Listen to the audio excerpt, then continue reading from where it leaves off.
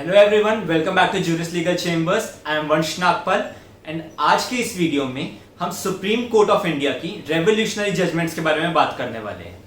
वैसे तो supreme court of India की हर जजमेंट अपने आप में इम्पोर्टेंट है, पर इंडिया के अंदर ऐसी 40-50 जजमेंट्स हैं जिन्होंने पूरे इंडियन लीगल सिस्टम को चेंज कर दिया था। सो ऐसी रेवोल्यूशनरी जजमेंट्स के ऊपर हम ये सीरीज बना रहे हैं। इस सीरीज को काफ़ी सारे पार्ट्स में मैं बनाऊंगा एंड एक पार्ट में 5 से ज़्यादा जजमेंट्स को मैं कवर नहीं करूंगा, सो दैट आपको सारी जजमेंट समझ आए, उसके फैक्ट समझ आ जाए एंड कोर्ट ने क्या हेल्प किया था आपको ये समझ आ जाए।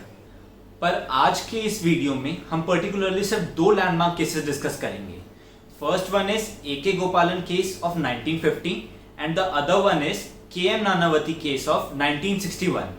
And I can assure you कि आज की 15 मिनट की वीडियो देखने के बाद आपके इन दोनों ही केसेस से रिलेटेड कोई डाउट्स नहीं बचेंगे। So let's begin the video. Starting from our very first case, AK. Gopalan versus state of Madras 1950। AK. Gopalan case इसलिए इतना फेमस है because this was the first case जिसमें कॉन्स्टिट्यूशनल बेंच बैठी थी सुप्रीम कोर्ट की एंड उन्होंने फंडामेंटल राइट्स के ऊपर पहली बार अपना डिसीजन दिया था। So in this case, A.K. Gopalan was a communist leader and he was arrested under Preventive Detention Act of 1950. Arrest के जब उससे ग्राउंड्स पूछे गए थे तो A.K. गोपालन को ग्राउंड्स नहीं बताए गए थे।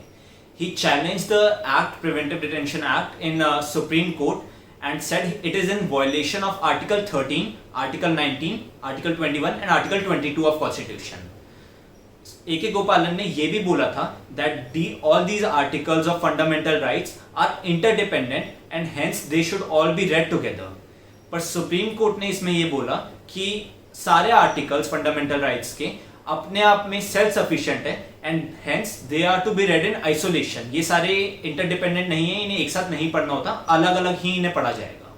Starting from first one, article 19 के लिए सुप्रीम कोर्ट ने यह बोला that it does not abridge the article 19 of the constitution.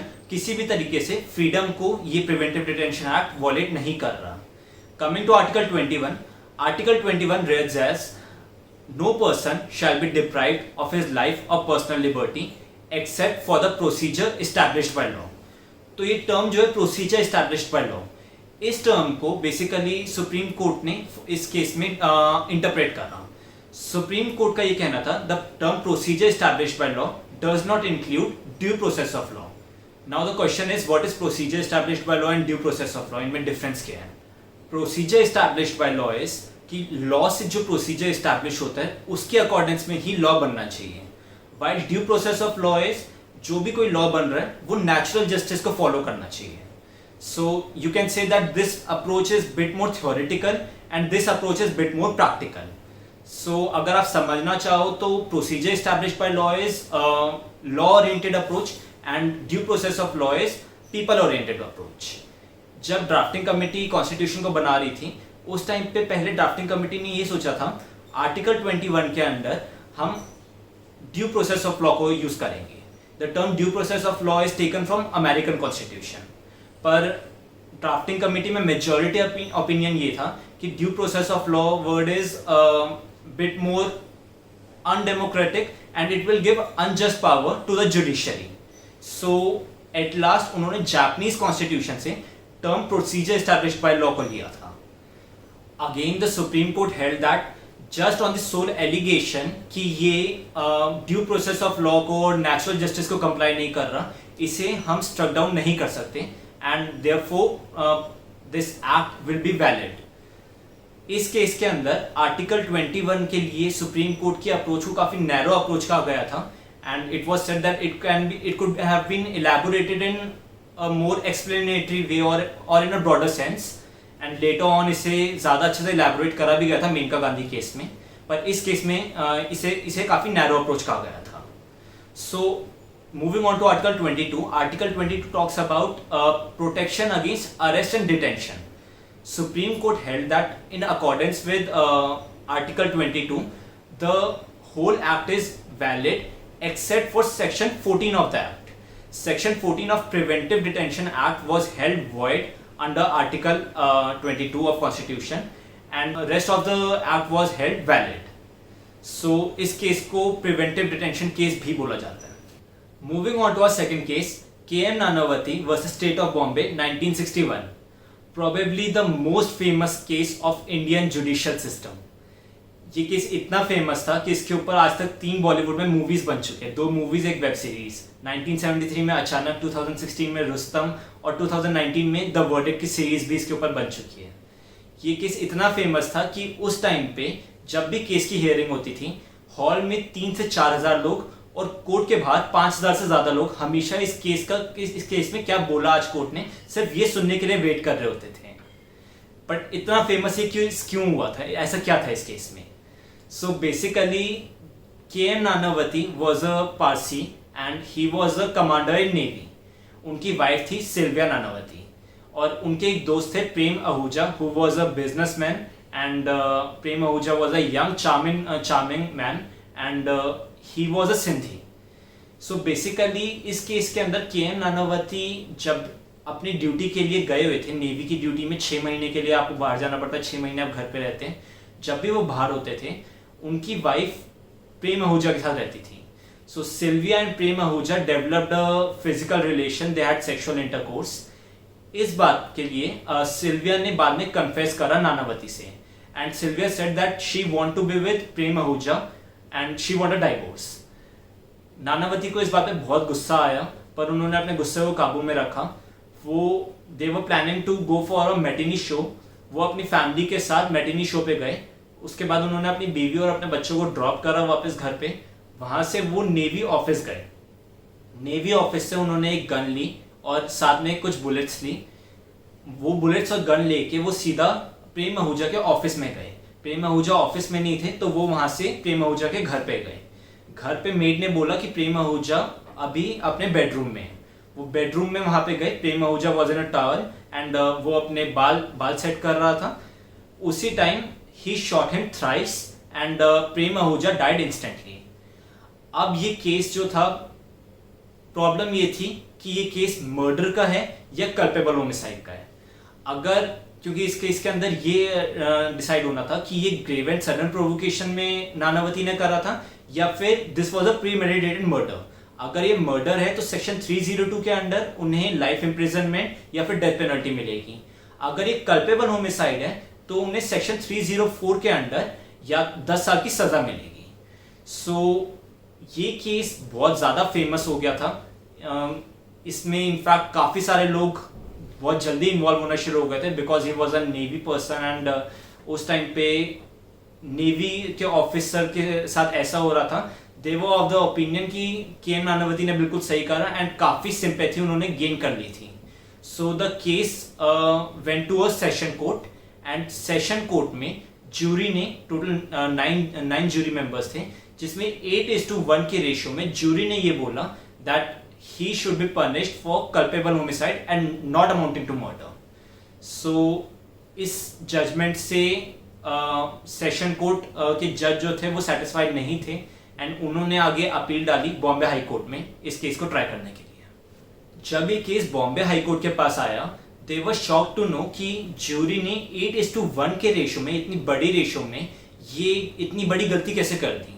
How did they held it as culpable homicide not amounting to murder? High court ने ये बोला that Nanavati had enough time to get back to his senses and to recover from the trauma. According to high court, वो वहां से matinee show पे गए अपनी family के साथ। उसके बाद उन्होंने फैमिली को ड्रॉप किया। फिर वहां से वो नेवी ऑफिस गए, फिर प्रेम आहूजा के ऑफिस, फिर वहां से प्रेम आहूजा के घर में। इतने टाइम में कोई भी प्रूडेंट आदमी वापस अपनी सेंसेस में आ सकता है। So high court said that this was murder, this was a premeditated murder and they punished him for murder under section 302 for life imprisonment. Bombay high court की जजमेंट आने के कुछ घंटों के अंदर अंदर ही महाराष्ट्र के गवर्नर श्री प्रकाशा जी ने एक ऑर्डर इशू करा। Under article 161 of the constitution, governor of the state के पास एक स्पेशल पावर होती है टू ग्रांट द पार्डन। अब इस ऑर्डर के तहत श्री प्रकाशा जी ने के.एम. नानावती की जो सेंटेंस थी उसे सस्पेंड करा। यहाँ पे उनके पास अंडर आर्टिकल 161 ये पावर्स होती है to grant the pardon, but यहाँ पे इन्होंने उनकी सेंटेंस को सस्पेंड करा है, पार्डन नहीं दी। जब तक सुप्रीम कोर्ट की जब तक ऑर्डर नहीं आ जाता तब तक Nanavati was to be kept in naval custody according to the order.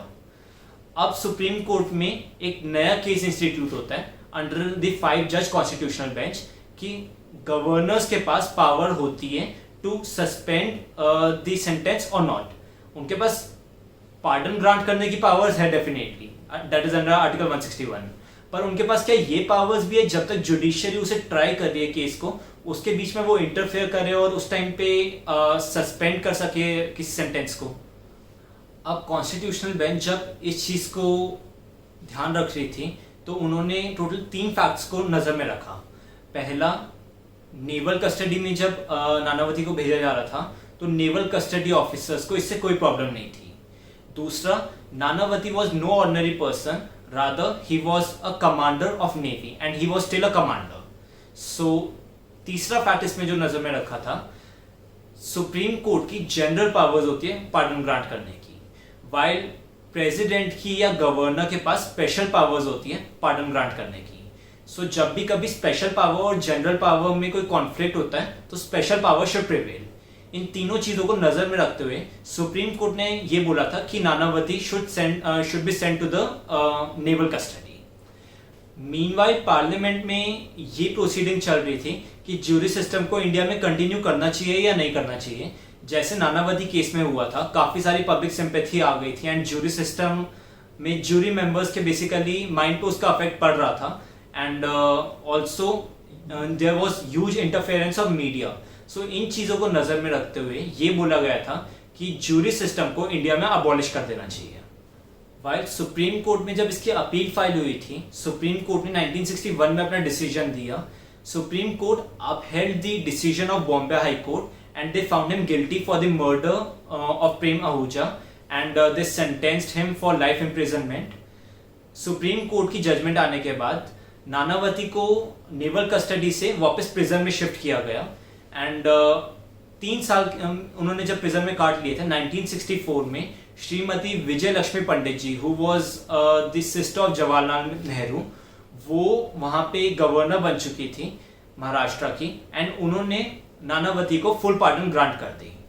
1968 में नानावती अपनी फैमिली के साथ इंडिया छोड़ के टोरंटो में शिफ्ट हो गए, वो कनाडा चले गए।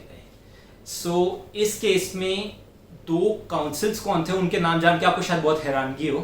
First council who was the prosecution on behalf of Prem Ahuja, who was himself a Sindhi, was none other than Mr. Ram Jethmalani, while the second counsel in this case, who was a public pleader, was Justice D.Y. Chandrachud. उस time पे ये दोनों councils इसी case में थे and इस case के अंदर अब आपको टोटल 3 फैक्ट्स याद रखना है if you are preparing for any examination.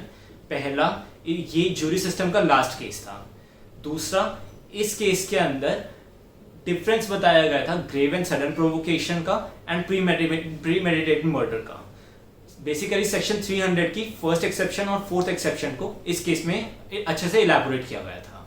And तीसरा, गवर्नर्स की power under article 161 of constitution क्या है उसे इस केस में बताया गया था।